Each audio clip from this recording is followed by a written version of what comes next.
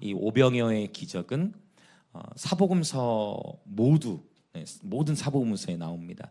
사실 사복음서에 다 나오는 기적은 이 오병이어가 유일해요. 어떤 것은 마태, 마가만 나오고 어떤 것은 마태, 누가만 나오고 이런 식으로 나오는 곳이 있고 안 나오는 곳이 있는데 오병이어의 이야기는 사복음서 전체에 다 언급되어 있다라는 것.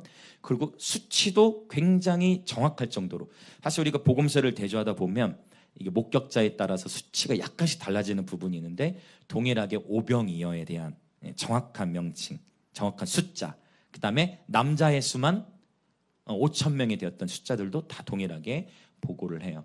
물론 이 오병이어를 누가 가져왔느냐는 여기서 관점이 약간 차이가 있어요. 요한복음에서는 소녀가 가져오죠. 소녀의 도시락이에요. 오늘 마가복음에서는 이 오병이어 누구로부터 나온 것인가, 이제 그 부분은, 이것은 마가복음의 핵심 주제와 연결되어 있어요. 자, 그러면 이제 우리 본문을 살펴볼 건데, 그 전에 우리가, 여러분 기억하십니까? 바로 지난 문맥 가운데에 침례 요한 순교하는 그런 이야기였어요. 그때 침례 요한이 어떤 곳에서 순교를 했죠? 어떤 장소였을까요? 헤롯의 궁궐이었어요. 헤롯이 잔치를 열었고 헤롯이 연 잔치에서 침례 요한이 순교를 당하게 됩니다. 그러니까 이것은 의도적이라는 거예요. 오늘 본문은, 지난주에는 헤롯의 잔치에서 의인이 죽임을 당했다면 오늘의 잔치는 어디에서 벌어집니까? 광야에서, 빈 들에서. 헤롯 궁궐 안에서 벌어졌던 헤롯의 잔치에서 의인은 죽임을 당했지만 오늘의 주님의 말씀의 본문은 빈들 광야에서 누가 잔치를 베푸세요? 예수님이 잔치를 베푸시는 거예요. 아멘. 예수님이 직접 잔치를 베푸시는 거예요. 그래서 영혼들을 풍성하게 먹이시는 그런 본문입니다. 이것이 하나님의 나라죠. 그래서 오늘의 이 본문은, 이 오병 이야기는 하나님 나라의 잔치, 메시아의 잔치를 미리 보여주고 있는 것입니다. 우리 하나님은 선하신 분인 줄 믿습니다. 네, 우리 하나님은 풍성하게 공급하시는 분인 줄 믿습니다. 자, 이제 본문 안으로 들어가 봅시다. 먼저 30절부터 33절 오병이어 사건의 배경이 설명되어집니다. 30절부터 33절 시작. 사도들이 예수께 모여 자기들이 행한 것과 가르친 것을 낱낱이 고하니 이르시되 너희는 따로 한적한 곳에 가서 잠깐 쉬어라 하시니 이는 오고 가는 사람이 많아 음식 먹을 겨를이 없음이라. 이에 배를 타고 따로 한적한 곳에 갈새 그들이 가는 것을 보고 많은 사람이 그들인 줄 안지라. 모든 고을로부터 도보로 그곳에 달려와 그들보다 먼저 갔더라. 아멘. 자, 지금 예수님의 제자들이 예수님께 일종의 선교 보고를 하고 있는 거예요. 자, 지금 이 제자들이 선교 사역을 감당하고 있는 가운데에 헤롯궁 안에서 일어났던 이야기가 마가복음에 딱 이렇게 들어가 있잖아요. 그리고 나서 다시 이어지는 이야기는 무엇이냐? 선교 사역 감당한 것을 예수님께 보고하고 있습니다. 침례 요한이 순교를 당했다라는 소식을 이미 들은 거예요. 그럼에도 불구하고 제자들은 위축되지 아니하고 오히려 더욱 담대히 복음을 전파한 모습을 보게 되어집니다. 사실은 저와 여러분들 인생을 살아가면서 이렇게 예측하기 어려운 고난을 맞이하거나 또 정치, 경제, 사회적으로 어려운 일들을 이렇게 겪고 자꾸만 위축될 만한 그런 이렇게 연타로 계속 이렇게 맞게 되면 사람이 위축될 수 있어요. 근데 제자들은 위축되지 않고 오히려 더욱 담대히 복음을 전했다는 것입니다. 저와 여러분의 삶에도 인생을 살아가면서 어려움의 순간들은 또 있을 것입니다. 그러나 그 어려움의 순간들 속에 더욱 하이프레자식을 축복합니다. 어떠한 오늘 이 찬양 오랜만에 또 불렀는데 너무 은혜가 되네요. 부르신 곳에서 나는 예배하네. 어떠한 상황에도 나는 예배하네. 여러분, 어떠한 상황에서도 하나님을 신뢰하며 예배하시길 축복합니다. 하나님이 새 일을 행하시는 줄 믿습니다. 제자들은 계속 열정적으로 복음을 전했어요. 이들이 지닌 담대함의 근거는 성령님의 능력이었습니다. 이들이 지닌 담대함의 근거는 바로 우리 주 예수 그리스도이셨어요. 이제 우리 주님은 참 자상하세요. 제자들이 너무 수고하고 왔잖아요. 그러니까 주님께서 뭐라고 말씀하세요? 제자들에게 한적한 곳에 가서 쉬어라 라고 주님이 말씀하세요. 여러분, 저와 여러분 우리 모두에게는 쉼이 필요합니다. 우리에게는 쉼이 필요해요. 최선을 다해 주님을 섬겨야 할 때는 섬기고 또한 쉬어야 할 때는 쉼이 필요해요. 하나님께서는 창조의 일을 마치신 후 안식일을 제정하셨어요. 사람은 창조된 이후에 일을 먼저 시작한 것이 아니라 사람은 창조된 이후에 바로 쉬고, 그렇죠? 예전에 한번 나눈 적이 있을 거예요. 우리는 그래서 충분히 쉬어야 비로소 힘을 내 일을 할 수 있습니다. 그렇죠? 여러분, 저는 축복합니다. 이 주일 예배가 저와 여러분에게 하나님의 임재 안에서의 참된 쉼을 누리는 시간 되시길 축복합니다. 하나님 임재 안에서의 참된 안식을 누리는 시간 되시길 축복합니다.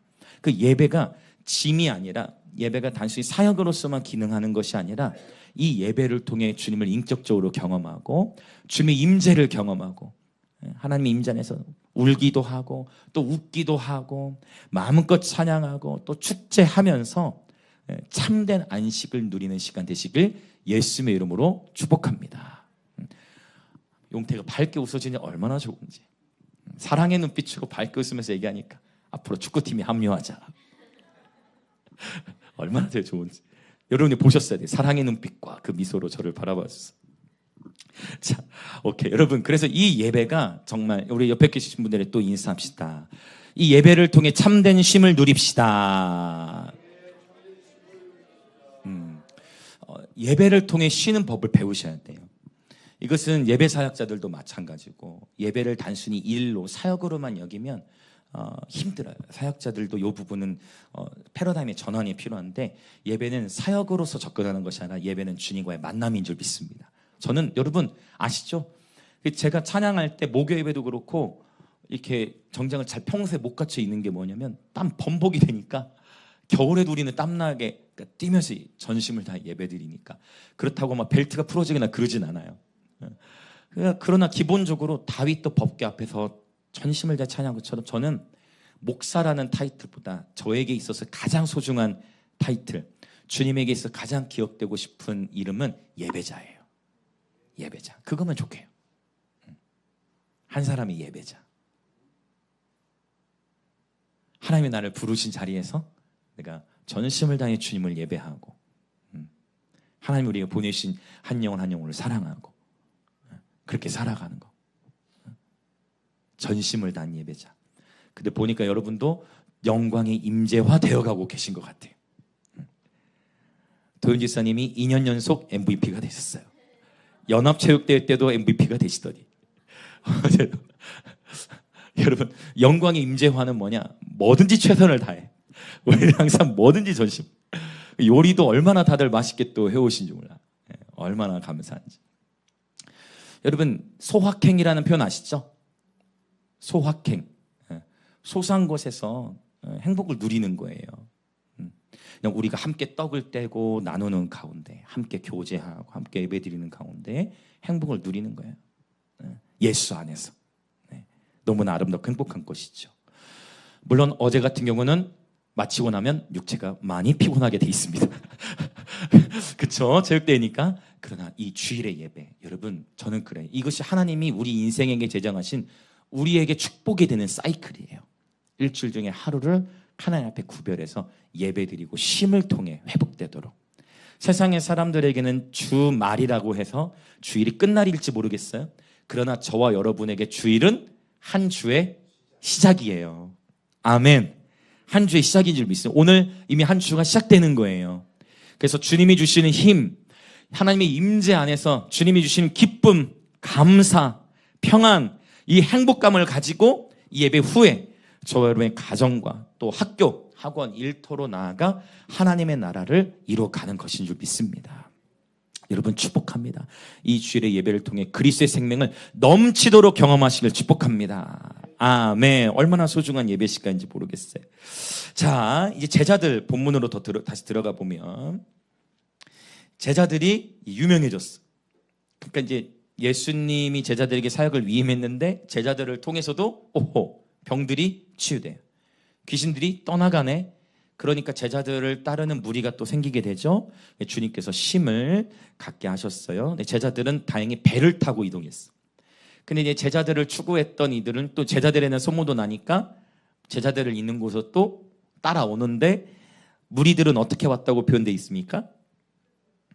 모든 고을로부터 도보로 그곳에 달려왔다고 했죠. 그러니까 여러 마을들에서부터 이제 제자들 보기에 나왔는데, 그 배를 타는 시간이 이제 이 제자들에겐 조금 쉼을 누렸던 그런 시간으로 우리가 볼 수 있을 것 같습니다. 도착해 보니까 어느새 또 많은 인파가 지금 몰려 있는 거예요. 자, 이러한 상황 속에서 이제 오병이어 이야기가 이제 시작되는 거예요. 34절을 같이 읽어보겠습니다. 시작. 예수께서 나오사 큰 무리를 보시고 그 목자 없는 양 같음으로 인하여 불쌍히 여기사 이에 여러 가지로 가르치시더라. 이것이 주님의 마음인데, 분명히 우리 주님께서는 말씀하시기를 어떤 치유, 어떠한 기적을 통해서 본인의 메시아됨을 알리기 원치 않으셨어요. 그렇죠. 그럼에도 불구하고 주님 마음 안에 있는 영혼들을 향한 불쌍히 여기는 마음으로 말미암아 간절히 사모하여 예수님을 붙잡는 자들에게 주님은 치유하셨고, 그렇죠? 예수님에게 나오는 무리들을 쫓지 않으셨어요. 그렇죠? 그들을 불쌍히 여기셨다. 여러분, 불쌍히 여기다라는 표현을 한 단어로 하면 어떻게 표현하겠어요? 그 맞습니다. 불쌍히 여기다는 긍휼이에요. 긍휼한 마음. 제가 자주 강조하는 말씀이죠. 긍휼. 사실 이 긍휼에 있어서 이 야고보서 2장 13절 같은 말씀은 우리가 암송을 하면 참 좋은데요. 이 말씀을 한번 보고 오실까요? 야고보서 2장 13절. 야고보서 2장 13절. 제가 목양을 해나가는 데 있어서 저의 제가 지닌 신학적 가치 중에 아주 큰 부분을 차지하는 그런 말씀이에요. 야고보서 2장 13절 같이 읽어보겠습니다. 시작. 긍휼을 행하지 아니하는 자에게는 긍휼 없는 심판이 있으리라. 긍휼은 심판을 이기고 자랑하느니라. 아멘. 긍휼의 마음을 주님이 말씀하세요. 긍휼은 심판과 정죄를 이긴다고 말씀하십니다. 이 똑같은 상황, 똑같은 환경 속에서도 끊임없이 심판과 정죄의 마음을 품는 이들이 있고 긍휼한 마음을 품는 이들이 있어요. 근데 여기서 중요한 영적 원리가 있는데, 그것은 뭐냐? 긍휼을 행하지 아니하는 자에게는 긍휼 없는 심판이 주어지는 거예요. 이거 굉장히 중요한 말씀이죠. 긍휼을 행하지 아니하는 자에게는 똑같이 주님께서도 그 잣대와 기준을 높이셔서 긍휼 없는 심판을 행하신다라는 그런 표현이에요. 이 영적 원리, 이 절대 진리를 여러분 모두 취하시길 축복합니다. 저와 여러분이 긍휼의 마음을 놓치면, 영의 세계는 참 신기하죠. 저와 여러분이 긍휼의 마음을 놓치면 자연적으로 저와 여러분의 마음은, 긍휼한 마음이 없으면 심판과 바로 이 정죄의 마음으로 향하게 되어져 있어요. 그러나 긍휼의 마음을 붙드시면 긍휼은 반드시 이 심판과 정죄를 이기고 자랑하게 된다는 것입니다. 여러분 축복합니다. 예수님께서는 이 긍휼한 마음으로 가득 차셨어요. 무리들을 보시고서 목자 없이 유리하고 있는 모습을 보시고서 예수님께서는 그 예수께 나오는 무리들을 긍휼히 여기셨습니다. 여러분 축복합니다. 저와 여러분 심령 안에 여러분 한 영혼을 향한 긍휼한 마음이 넘쳐나시길 축복합니다. 이렇게 한번 또 선포하며 같이 인사해 보실까요? 긍휼은 심판을 이기고 자랑합니다. 아멘. 제가 바로 하나님 앞에 그렇게 큰 긍휼을 받은 자이기 때문에 저는 그래서 아이들을 긍휼한 마음으로 바라보며 사랑해요. 할렐루야. 저는 주님 앞에 큰 긍휼을 입은 자예요. 여러분은 어떠십니까? 여러분도 주님 앞에 큰 긍휼을 받은 자이시죠? 아멘. 아멘. 저와 여러분이 주님께 그렇게 큰 긍휼을 받은 것처럼 우리 또한 주님의 마음을 쫓아 그렇게 영혼들을 긍휼히 여기는 그러한 예배자들 되시기 축복합니다. 아멘. 이 긍휼은 언제나 심판을 이긴다. 긍휼이 심판을 이긴다라는 표현 함께 또 하나 더 나오는 표현이 있으니 심판을 이기고 자랑한다라고 했어요. 그래서 여러분 참 제가 이 목요 예배 때 거의 매달 말씀드리는 것 같아요. 뭐 이런 메시지 전해주세요라고 하는 것도 아닌데 유독 강사분들마다 메시지 흐름이 있어요. 메시지 흐름이 있는데 계속 강조되는 것이 있어요. 그것은 뭐냐? 결국 한 영혼에 대한 가치라는 것이죠. 한 영혼에 대한 메시지, 한 영혼을 향해 멈춰선 메시지. 제가 김관성 목사한테 그 대화 주고받으면 저도 이제 같이 데리고 살기도 하고 청년들에게 방 주고 저는 거실 생활하기도 하고 저희 아내도 같이 다 아이들하고 살면서 남자 청년, 여자 청년 다양하게 이렇게 살기도 했는데 제가 목사한테 그랬어요. 목사님, 저는 그래도 보험을 팔진 않았습니다. 목사님 보험 팔았다고. 목사님 그 아내분 막 울고 했다고 했잖아요. 그 보험 팔 한 영혼 그 위해서. 다행히 보험 팔 정도로 그렇게 주님이 많이 재정을 주시는 건 아닌데 아직 보험을 팔진 않았습니다. 그렇게 이제 글을 보내며 대화를 주고 받았는데 결국 다 똑같은 얘기잖아요. 브라이언 기억하세요? 브라이언 메시지. 한 영혼을 위해서 1,000만 원 이상의 되는 를 투자해가지고 집회를 기획하게 되는. 그러니까 결국은 그런 것 같아요, 여러분. 어떤 화려한 것도 큰 것이 아니라 지극히 작은 것 안에서 충성하고 최선을 다하는 것. 오늘도 우리는 주님의 말씀에 순종하는 삶을 살 수 있습니다.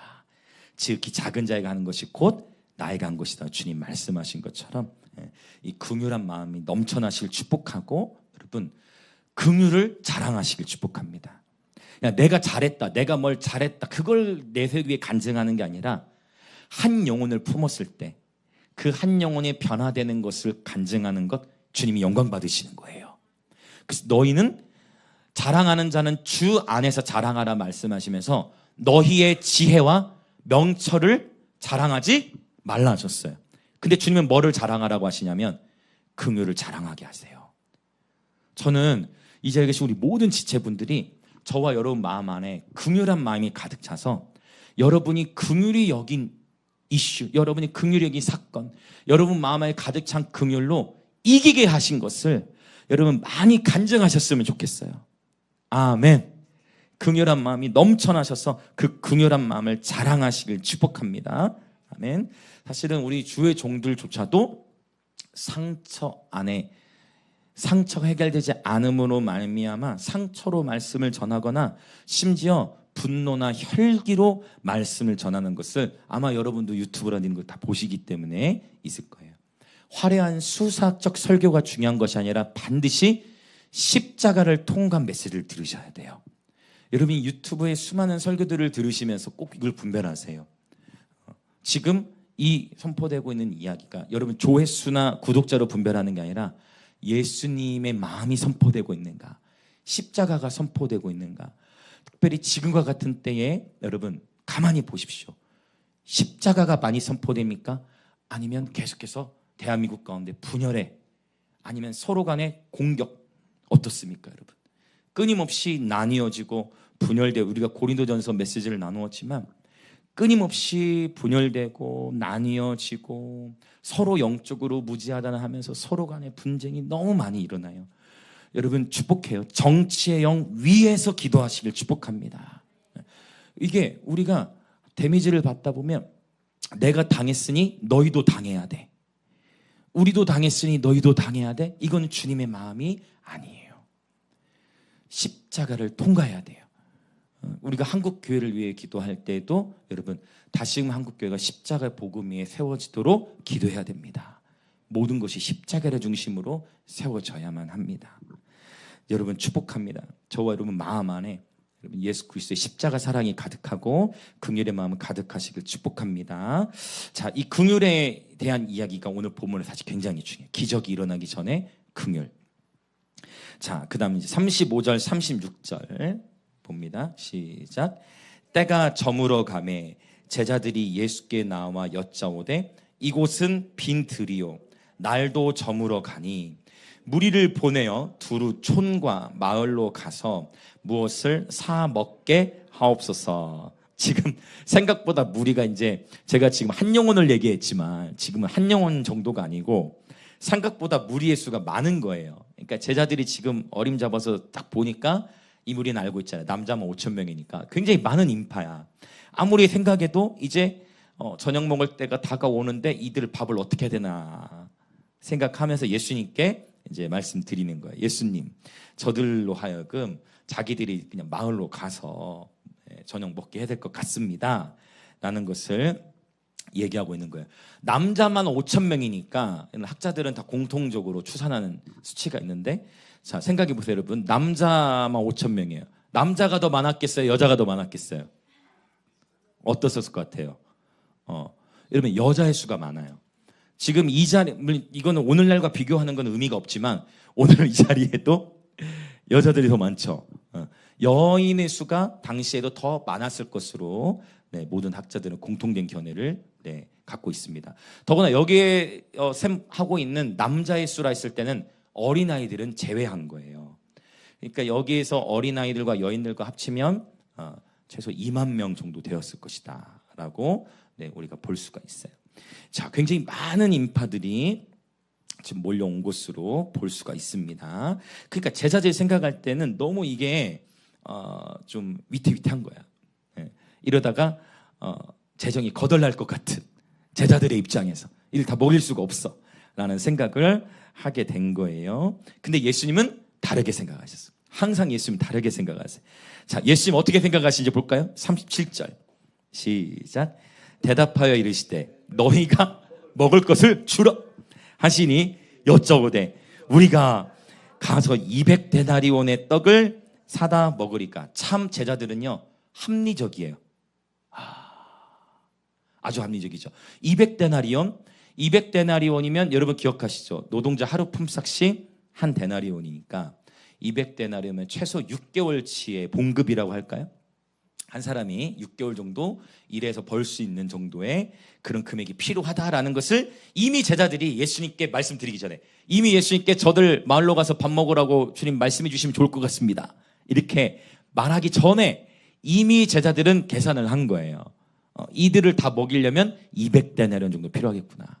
도저히 안 되겠다 하고 제자들이 미리 합리적으로 계산을 한 거예요. 자, 그러한 상황 속에서 예수님 말씀하신 건 뭐냐? 주님이 그래 애들 알겠다. 그렇게 해서 내가 그러면 지금 이 말씀까지만 전하고 쟤네들에게, 왜냐하면 주님이 긍휼히 여기서 그들에게 말씀을 가르치셨다 했잖아요. 이 말씀까지만 전하고 저들에게 이제 집에 가라고 할게 라고 표현하지 않으셨다는 거예요. 주님은 뭐라고 말씀하시냐면 너희가 먹을 것을 주라. 제자들이 또 당황하게 되어진 것이죠. 자, 제자들은 합리적으로 생각했는데 예수님은 너희가 먹을 것을 주라 라고 말씀하셨어요. 자, 38절로 들어가 볼까요? 시작. 이르시되 너희에게 떡 몇 개나 있는지 가서 보라 하시니 알아보고 이르되 떡 5개와 물고기 2마리가 있더이다 하거늘 이라고 표현해요. 자, 바로 아까 이 부분이 사복음서에서 약간씩 달라지는 표현이에요. 요한복음에서는 명백하게 이 떡과 물고기를 가져온 한 어린 여자아이에 대해서 말씀하고 있는데 오늘 지금 본문에서는 주님께서 제자들에게 먹을 것을 주라고 말씀하셨고 제자 공동체가 현재 지니고 있었던 먹을 것, 제자들이 지금 지니고 있었던 먹을 것을 말하고 있습니다. 그러니까 이것은 뭐냐면 마가복음의 핵심 주제가 뭐라고 하는지 기억하시나요? 마가복음 핵심 주제 기독론과 제자도라고 제가 말씀을 드렸는데 즉 누구를 지금 계속 가르치시는 거예요? 제자들에게. 그러니까 지금 제자들에게 열심히 사역도 감당하고 사역한 것을 오히려 주님이 2주 전에 뭐라고 말씀하셨어요? 너희가 사역하러 다니고 귀신 쫓아내려 가면서 뭐 차고 가지 말라 했어요. 기억하시나요? 전대 차고 가지 말라. 네가 귀신 쫓아내주고 네가 돈 받을 너 그 돈 모으려고 하면 안 돼? 순수하게 사역만 하고 돌아와 하고 전대를 차고 가지 못하게 하셨잖아요. 그러한 상황인데도 불구하고 주님은 뭐라고 말씀하시느냐? 제자들에게 너희가 먹여라. 너희가 먹을 것을 주라라고 말씀하고 계신 거예요. 예수님께서 제자들을 지금 철저하게 훈련시키고 계신 것이죠. 사역을 통해서 너의 배를 채우라 하지 않으시고 계속 심게 하시는 거예요. 더욱 심게 하시는 거예요. 주님의 제자들에게 요구하시는 순종은 우리의 합리적인 계산을 넘어서는 순종입니다. 때로는 이런 시간들을 마주해요. 살아가다 보면 합리적인 계산을 넘어서는 순종. 나의 논리와 나의 계산을 넘어서는 순종을 주님이 요구하실 때가 있다는 것이죠. 자, 이렇게 한번 좀 인사해 보시겠어요? 옆에 분들에게. 합리적인 계산을 넘어 순종합시다.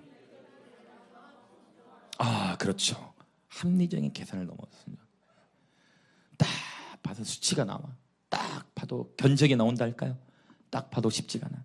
그런데 주님은 더 심게 하시는 거예요.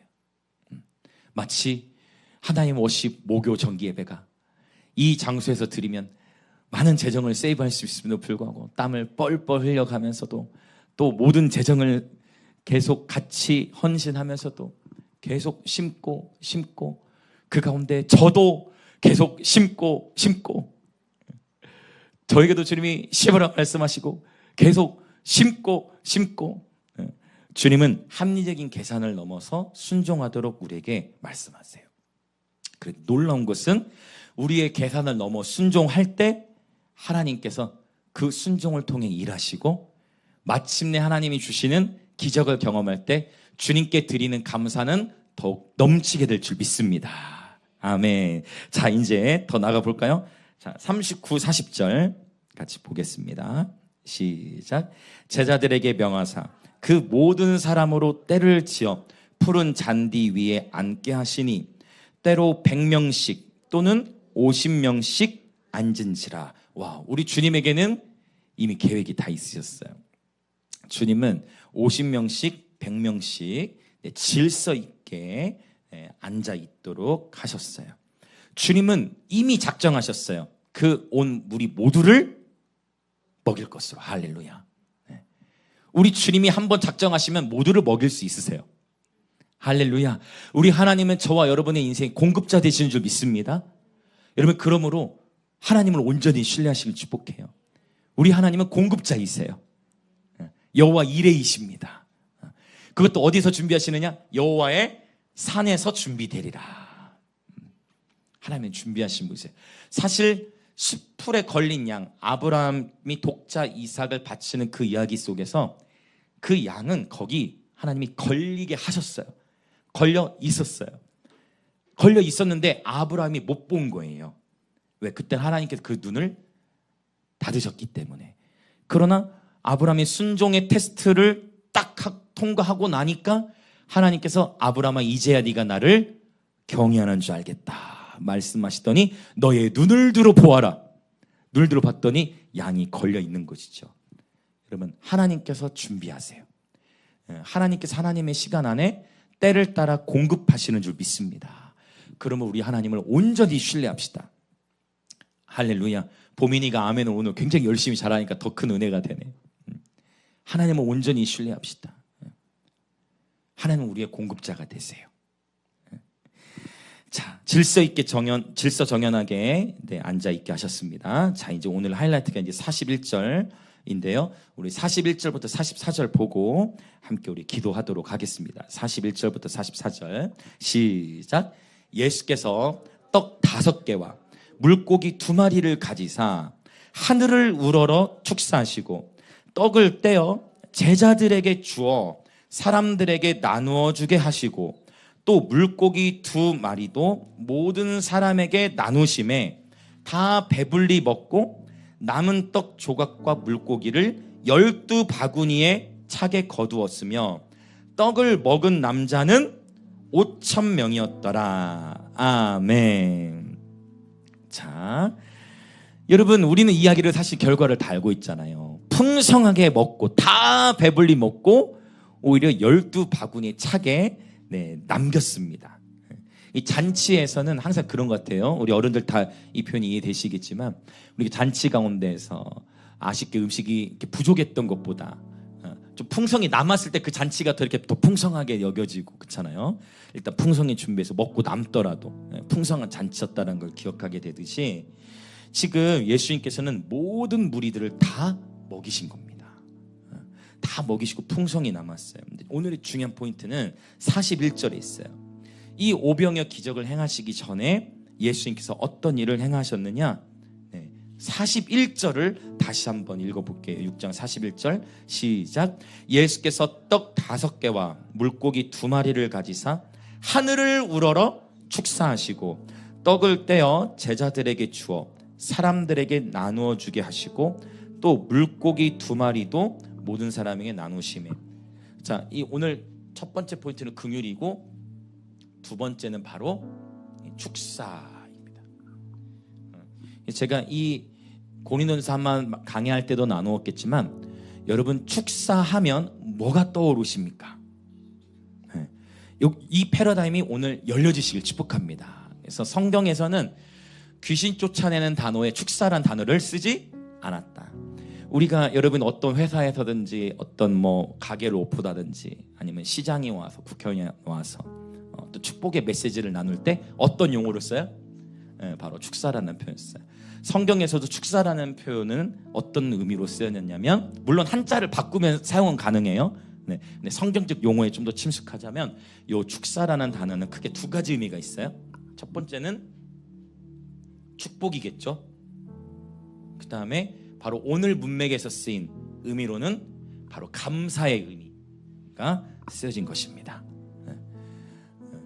축복과 감사의 의미가 있어요. 그러니까 뭐 누구 이렇게 어떤 자리에서 축사를 한다 할 땐 축복의 메시지를 전하는 의미로 쓰인 것이고, 특별히 요한복음에서도 이 정확히 유카리스테오, 이 감사하다는 표현을 썼거든요. 그러니까 축복과 감사의 의미가 다 있는데 오늘 문맥에서는 감사의 의미로 쓰여졌어요. 그러니까 보세요. 기적이 일어난 후에 감사는 누구나 할 수 있어요. 물론 마가복음 문맥을 보면 주님께서 나병 환자들 고쳐주시고 주님께서 치유해 주셨는데도 불구하고 감사도 없이 그냥 떠나는 경우도 있어요. 그런 경우도 있지만 대부분은 내 삶에 어떤 큰 기적이 일어나면 그래도 하나님께 감사를 합니다. 근데 오늘 본문은 우리에게 주님께서 가르치시는, 오늘 본문 우리 주님 가르쳐 주신 것은 내 삶 속에 어떠한 기적이 일어나기 전 미리 감사하십시오. 주님의 제자들이 그걸 보여주시는 거예요. 하늘을 우러러 보고 일부러 그걸 가르쳐 주시는 거예요. 감사 기도하시는 모습을 본을 보이기 위해서 미리 감사하는 예배자들 되시기 축복합니다. 기적이 일어난 후에 감사하는 것은 누구나 할 수 있지만 기적이 일어나기 전 하나님께서 행하실 일을 기대하면서 감사하는 자는 소수예요. 여러분 축복합니다. 저와 여러분의 삶에 하나님께서 행하실 일을 기대하시면서 감사하시기를 축복합니다. 이 미리 감사하는 거, 그리고 미리 감사하게 하시고 이것을 가르치시고 선제적으로 감사를 드리신 후에 이 떡을 누구에게 주셨어요? 떡을 주님이 직접 중요한 이 떡을 제자들에게 주셨어요. 여기서의 이제 헬라어 동사가 흥미로워요. 헬라어 성경으로 보면 여기서 주님께서 제자들에게 하늘을 우러러 축사하시고 떡을 떼어 제자들에게 주어라는 이 단어가 헬라어 동사로는 미완료 시제가 쓰였으니까 뭐냐면 한 번만 그렇게 하신 게 아니고 예수님이 계속 자, 야 갖다 주라. 자, 갖다 줘라. 자, 베드로야 너 저쪽으로 가. 야, 안드레야 저쪽 50명. 야, 갔다 와. 너 갔다 안 오면 다시 와야 돼. 다 줘야 되니까.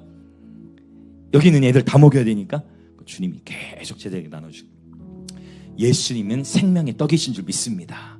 예수님께서 계속 생명의 하늘로부터 내려온 살아있는 떡이신 예수님이 계속 제자들에게 떡을 나누어 주시는 거예요.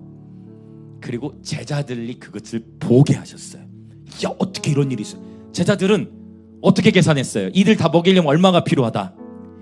200데나리온이 필요하다.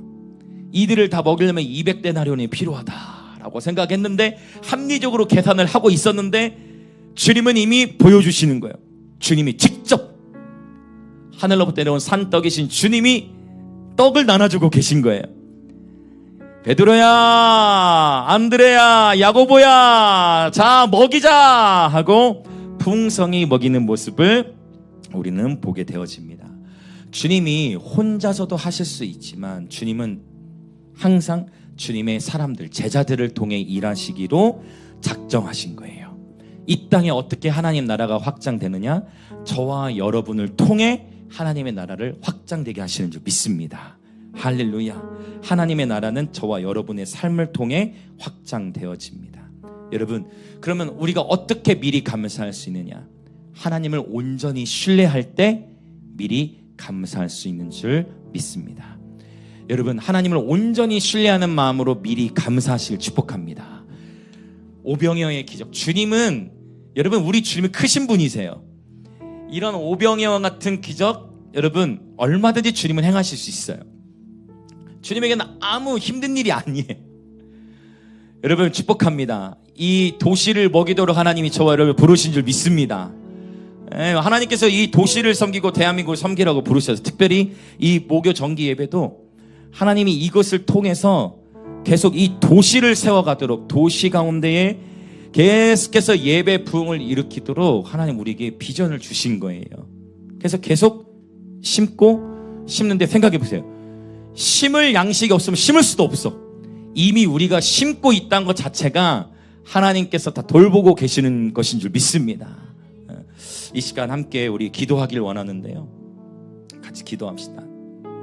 오늘 여러분에게 이 오병이어의 기적을 통해 도전하고 싶은 것은, 이 기적이 일어나기 전 주님의 마음에 긍휼이 가득 찼다라는 거, 그리고 이 기적을 행하시기 전 미리 감사하셨다라는 것. 광야와 같은 우리 인생길, 날마다 행복을 누리며 살아갈 수 있는 열쇠가 바로 이 두 가지예요. 이 두 가지가 저와 여러분 삶 안에 세팅되어 있으면 날마다 그리스도 안에서 행복을 누리며 살아갈 수 있는 줄 믿습니다. 그것은 뭐냐? 긍휼한 마음. 긍휼한 마음. 자비의 마음, 긍휼한 마음. 그리고 아직 내 삶에 내가 기대하는 것과 같은 기적이 일어나지 않았어. 내가 아무리 논리적으로 합리적으로 따져봐도 이건 손해야, 이건 너무 손해야, 이건 의미가 없어, 이건 너무 손해야 라고 생각할 때도 주님은 네가 심어. 제자들이 그러시죠. 아니 주님, 우리가 이렇게 사역하고, 우리가 이렇게 말씀을 나누었고, 우리가 이렇게 영혼들을 치유하고 귀신들을 쫓아내는데, 그런데 주님은 오히려 제자들에게 너희가 먹을 것을 주라고 주님 말씀하시는 거예요. 오늘 주님의 제자로 부름받은 저와 여러분에게 또 주님이 말씀하세요. 긍휼한 마음이 있는 자는 광야와 같은 인생길에서 주님이 베풀어 주신 잔치에 날마다 참여하게 될 것입니다. 저와 여러분의 삶에 고통과 아픔이 있기도 하지만 미리 감사하는 자, 광야의 만찬의 날마다 참여하며 살아가게 될 것입니다. 그래서 이 시간 기도합니다. 하나님 아버지, 무리를 보고 긍휼히 여기셨던 예수님처럼 우리의 마음에도 한 영혼을 향한 긍휼의 마음을 가득히 부어 주시옵소서. 그리하여 이 세상 가운데 온통 가득한 심판과 정죄와 분노의 분위기를 이기게 하소서. 긍휼을 자랑하며 살아가게 하여 주시옵소서. 우리의 가족과 공동체 지체들을 향해서도 미움, 다툼, 시기, 질투가 아닌 긍휼의 마음을 품고 불쌍히 여기며 살아가게 하여 주시옵소서. 주여 외치며 같이 기도합니다. 주여.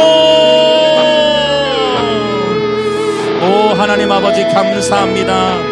오늘 또 우리에게 하나님의 말씀을 주시니 감사합니다. 성령님, 우리는 이 오병이어의 기적을 보면서 기적 자체, 이 기적 자체에 집중하는 경향이 있지만, 주님은 이 기적이 일어나기 전 제자들에게 가르치시고자 하셨던 것이 있었으니, 아버지 먼저 우리 마음 안에 무리들을 향한 긍휼한 마음을 부어 주시옵소서. 긍휼은 심판을 이기고 자랑한다 말씀하신 것 같이, 주님 우리 마음 안에 나를 긍휼히 여기신 것처럼, 하나님께서 나를 긍휼히 여기신 것처럼, 하나님께서 나를 긍휼히 여기신 것처럼 우리 또한 긍휼히 여기는 예배자 되게 하여 주시옵소서. 하나님, 온 세상이 심판과 정죄와 분노, 내가 당했으니 너희도 당해야 해, 이것은 이치에 맞지 않아. 끊임없이 세상은 분노하고 더욱 분노를 자극하고 미워하고 시기하고 다투고 판단하고 정죄하고 심판하는 아버지 이 세상의 이러한 영적 분위기를 아버지 우리 주님의 제자로 부름받은 우리 예배 공동체는 긍휼한 마음으로 살아가게 하셔서 긍휼이 심판을 이김을 그 긍휼을 자랑하는 예배자들 되게 하여 주시옵소서. 광야와 같은 인생길에서 우리의 삶이 아버지 주님의 긍휼하심을 쫓아 살아가게 하여 주시고 그 주님의 긍휼하심이 우리를 새롭게 하셔서 우리 마음 안에 넘치는 그리스도의 생명력이 있게 하여 주시옵소서. 오 성령 하나님 감사합니다. 예, 우리에게 넘치는 긍휼을 허락하소서. 예, 우리의 평생에 아버지 긍휼한 마음을 허락하여 주시옵소서.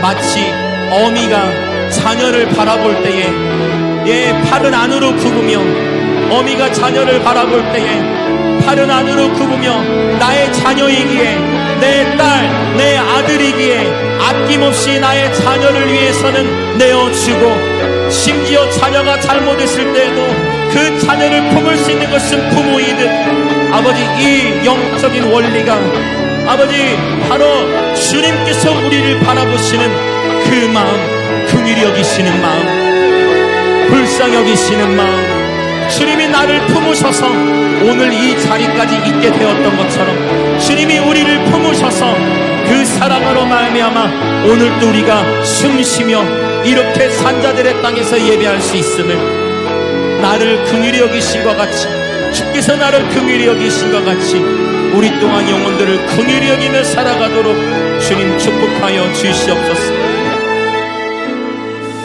우리 한 번 더 기도하며 나아갑시다. 예수님께서 큰 무리를 먹이시기 전 하늘을 우러러 감사 기도를 하셨던 것처럼 주여 우리 삶 속에서 하나님을 온전히 신뢰하는 마음으로 미리 감사하는 예배자 되게 하여 주옵소서. 기다림의 시간을 감사로 채우게 하여 주옵소서. 고치시고 살리시고 먹이신 예수님을 온전히 신뢰하며 미리 감사하는 예배자 되게 하여 주시옵소서. 예, 거라사의 광인, 어느 누구도 고칠 수 없었던 그 거라사 광인을 주님이 치유하셨고 12년이라는 시간 동안 혈루증을 앓고 있었던 그 여인을 주님이 고쳐주셨고 12살 된 그 야이로의 딸 죽었으나 주님이 다시 살려주셨던 것처럼 예, 미리 하나님 앞에 감사하며 기다림의 시간을 미리 감사함으로 돌파하는 예배자들 되게 하여 주시옵소서. 그렇게 주여 한번 외치며 기도합니다.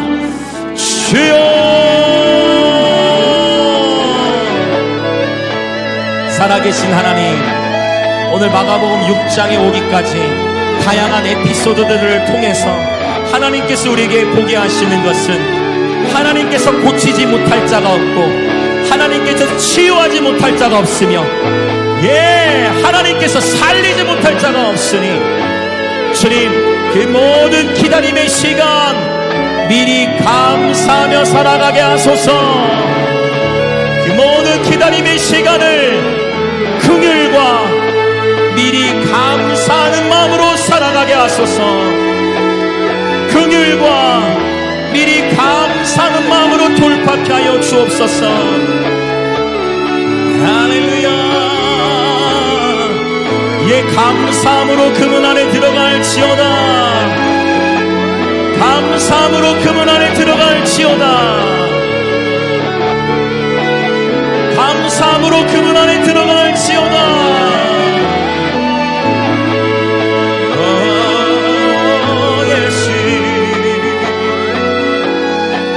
예, 주를 신뢰해 하나님을 온전히 신뢰합시다. 예, 우리 하나님을 온전히 신뢰합시다. 공급자가 되시는 하나님, 치료자가 되시는 하나님, 위로자가 되시는 하나님, 때를 따라 도우시는 하나님, 예, 미리 감사함으로 그 주께서 우리 삶에 새해를 행하셨을 때에 경험하게 될 큰 감격, 큰 기쁨을 더욱 기대하십시오. 선을 행하되 낙심치 않고 미리 감사함으로 광야와 같은 인생길에서 주께서 차려주시는 잔치를 늘 경험하며 살아가게 하소서. 아멘. 할렐루야 할렐루야 할렐루야. 예수님 감사합니다. 오 선하신 하나님 감사드리네. 아멘 아멘 아멘 아멘.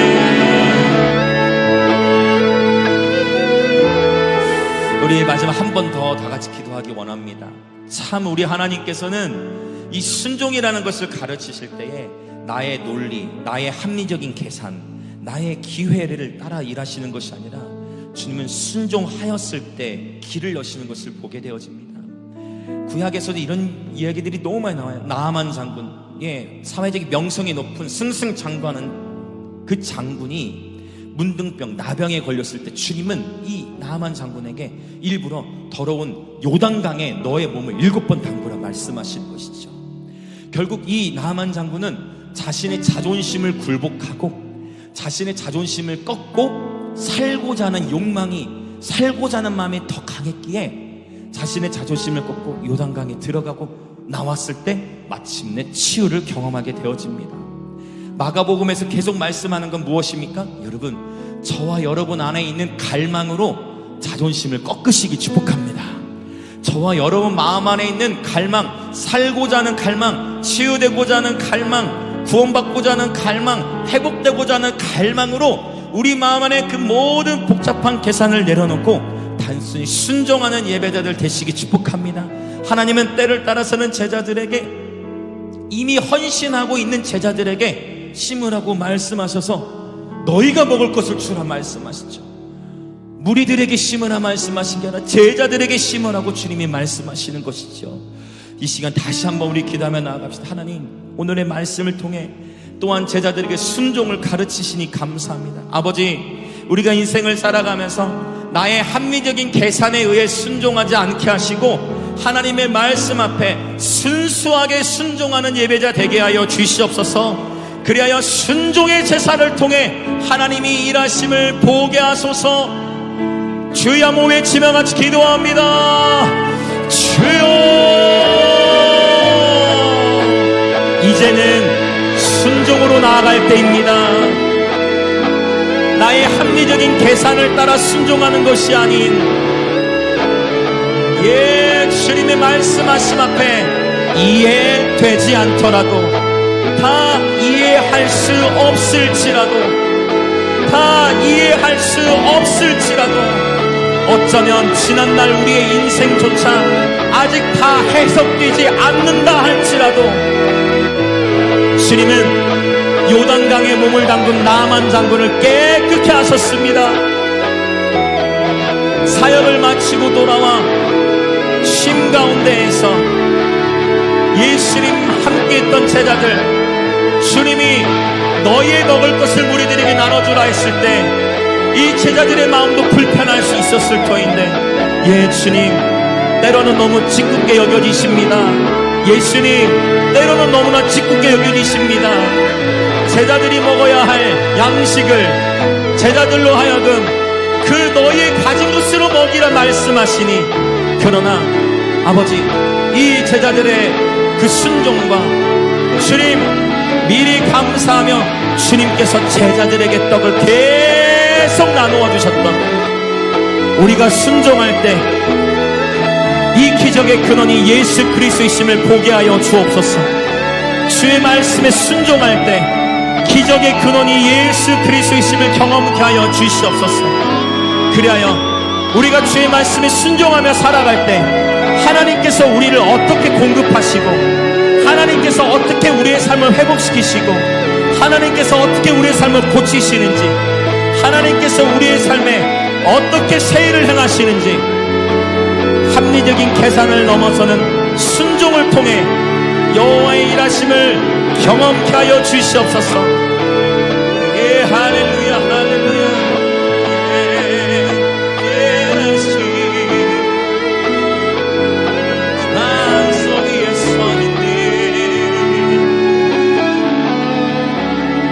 영원히